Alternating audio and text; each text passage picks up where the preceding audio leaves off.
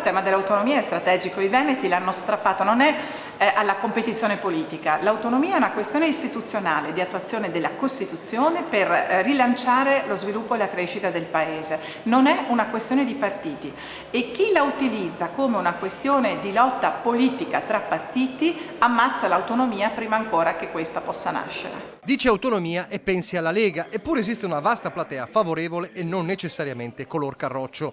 Una platea trasversale al centro-sinistra e anche al Movimento 5 Stelle, visto che in sala c'è pure il consigliere regionale pentastellato Simone Scarabella. A Roncade l'incontro ha un titolo emblematico: autonomia nord contro sud o sud contro nord. Perché la partita da mesi ormai è questa, sta diventando una battaglia ideologica e c'è chi non ci sta. Tante dichiarazioni che sono state fatte per propaganda politica purtroppo hanno alimentato l'ostruzionismo di una classe dirigente estrattiva del sud che è molto più preoccupata di mantenere i propri privilegi che di risolvere i problemi del sud del paese. E allora trasversalità vista la presenza dello studioso del Meridione Emanuele Felice. Quello che è avvenuto nel sud è che più la spesa è stata regionalizzata al mezzogiorno, meno bene si è speso. Quindi il sud ha bisogno di un intervento statale che gestisca la spesa.